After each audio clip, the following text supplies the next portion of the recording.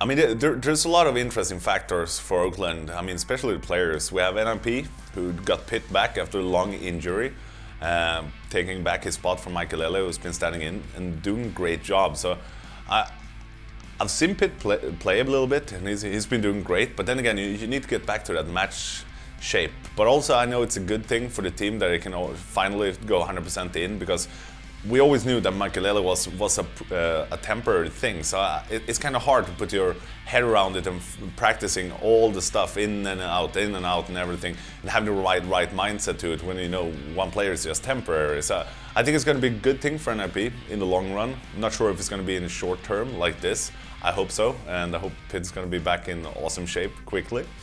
We've got Lowell from Mouse Sports. I'm not too sure if that's the right call.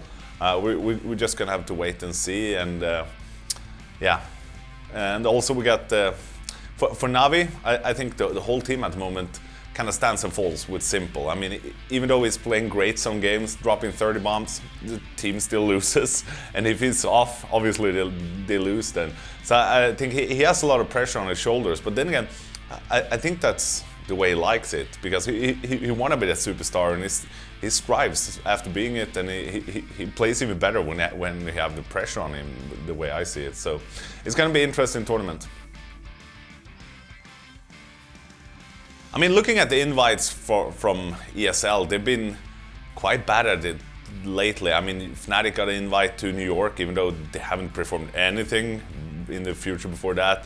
We have Liquid now. Obviously, this invite came before Cloud9 started winning, so Liquid probably was the obvious choice when they started doing those invites, since it was a long time ago. So I understand that, since they wanted an NA team there. So it's just sad that Cloud9 woke up a little bit too late. All right, looking at SK, the way I see it, they lost on their home turf. It was, I mean, Cloud9 obviously they played great, but then again, it felt like SK went out after winning the semi-final versus NIP. It felt like they went out on one foot and thought they already won this because we got home soil. We're not going to lose this. Never really got into the game, in my opinion. So I think they're going to be a lot hungrier now, and it's fun to see them back in somewhat shape, because they've been struggling a bit before. Now they had a good tournament again. I mean, second place in the Pro League Finals, that's great. Well, we've been over this before. I mean, round robin, in my opinion, is horrible. It's best of one round robin, 6 teams in a group, 3 goes through. It's just bound for not the best team making it out of the groups. I mean, I really don't see why tournaments do this anymore. Best of 3 all the way, just use the system, winners meet the winner and losers meet losers, and you have a solid, always the best team advance, no questions asked. I don't know why you want to ruin a tournament after tournament with this, in my opinion, idiotic setup. It's horrible. It's thumbs down to organizers.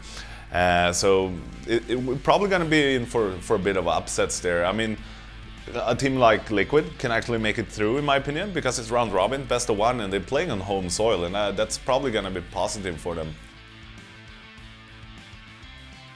As a dark horse, I would probably have to say G2, because we all know how powerful they are when Shocks and Scream is in form. I know they've been struggling lately, and I mean, it's a bit of a high odds that they'll win it, but if Shocks and Scream peak during this tournament, they have all the chances in the world to be a dark horse and maybe even win the tournament.